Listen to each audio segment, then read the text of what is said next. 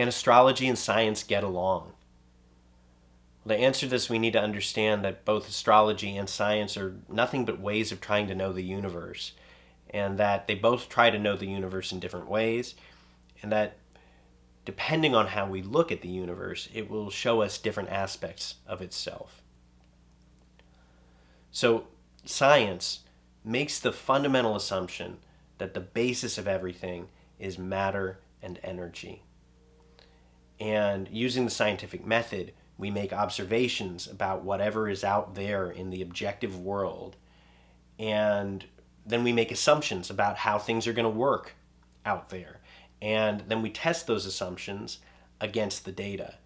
And if the assumptions stand up to the data, great. Okay, we consider ourselves to know something about the world now. But if those assumptions do not match up with the data, then we have to revise our assumptions, because the reality that is out there is stronger than whatever preferences we might have. And this is great. It keeps us objective. It keeps us from being clouded by preferences, by trying to make the world into something that we want it to be other than what it really is.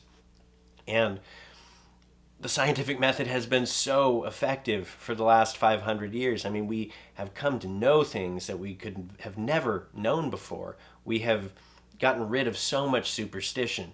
We have been able to take control of so many aspects of life and do amazing things. Go to space, cure diseases, save millions of lives, all kinds of amazing things that we have done with science. And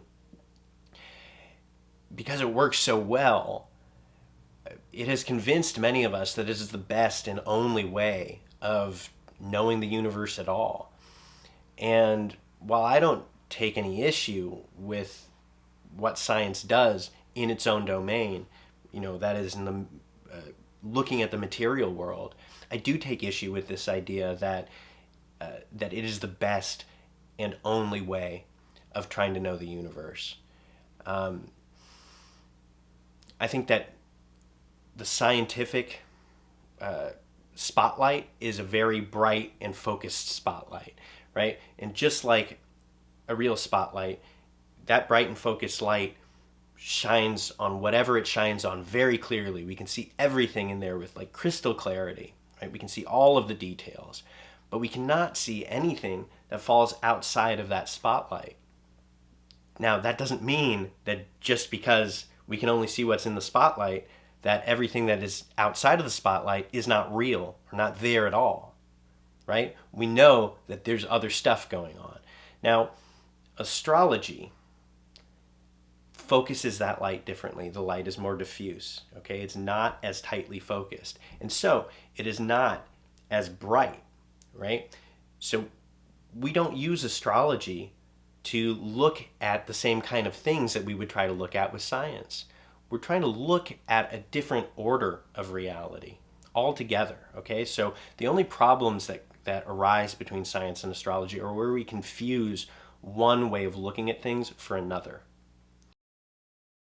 What does astrology give us, and how does it seek to know the universe? Well, unlike science, which sees the basis of everything as matter and energy, astrology and other systems like it see the basis of everything as consciousness. Okay, so consciousness is fundamental to the universe itself, and even matter and energy would be expressions of that fundamental consciousness. Now, we can't prove that from a scientific standpoint, right?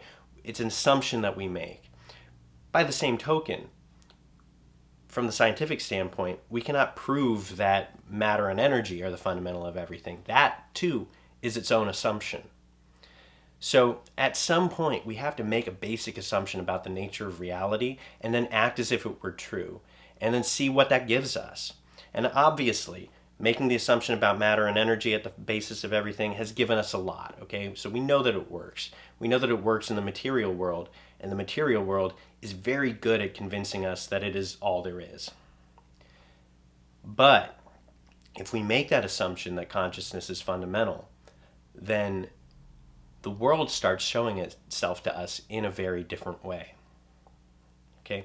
And the evidence that it starts to give us piles up, and it is every bit as convincing as the kind of evidence that we would get in science in the material world. So, one of the most convincing sources of this is actually astrology, but it's not, magazine astrology. It's not sun sign astrology. It's archetypal astrology. When dealing with the symbolism of the planets and looking at how the archetypes combine based on the relationships of the planets, it's possible to predict with great accuracy the archetypal landscape of a time, meaning we can look to a certain period of time and say something about a kind of inner symbolic quality to things, some way in which events at that time will relate based on some common themes. And they can be events in the outer world, either in an individual's life or for the world. And they can also be inner events, like psychological, emotional, spiritual type events. Now, we still can't use astrology very effectively to predict concrete events. We only know how they're going to relate to certain themes. It is possible to be rigorous, to be discerning, to be empirical as we do this. And there's lots of great astrological research out there, and I'll put some links to things. I want to illustrate this with some examples now.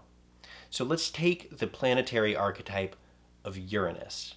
Uranus has to do with awakening, with liberation, and with sudden change. It corresponds to the archetypal characters of like the rebel, the freedom fighter, the renegade, the genius. It could apply to an artist who suddenly changes the whole art form, or a basketball player who changes the game, or a scientist who comes up with a theory that revolutionizes everything. By the same token, it could just apply to eccentric behavior. And it could also show up as a lightning strike, or a sudden bolt of insight, or an earthquake. So we have to always remember that the planetary archetypes cover all of creation that we could ever experience. Okay? Now, let's take a look at another planetary archetype, kind of an opposite energy, Saturn. Saturn is about preservation and control and tradition and effort. It relates to structures, to foundations, and these could be structures and foundations of all kind. They could be, architectural, but they could be social. They could be psychological. They could be religious. It could have to do with authority. It's all of these things relate to Saturn. So now, if we know that during this time, Uranus and Saturn are in a powerful aspect to one another, meaning that they are facing one another at this time. Their energies are combining and mutually influencing and activating one another and combining in a whole bunch of different ways. Then we go, aha, all right, I get it. Uranus, the principle of liberation, versus Saturn, the principle of control and restriction. And think of all that's been going on with COVID around the vaccine and the masks and things like that. Think about conservatives versus liberals, right? Conservatives would be Saturn, liberals, Uranus. But also think about the way that it combines in these really peculiar ways, like on the January 6th insurrection, where we had conservative, Saturn, anarchists, Uranus. People guided by traditional values, Saturn, who want to upend and, overturn our whole society and do away with democracy, and it's sudden change, right? Uranus. So the archetypes are not just like cut and dry concepts. They color things in very interesting ways. So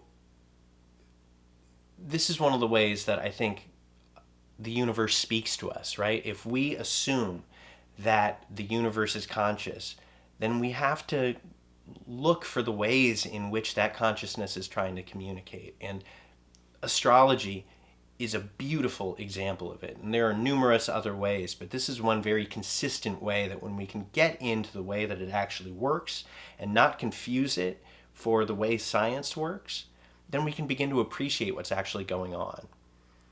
So I hope this was useful, and I'll talk to you next time. Thanks.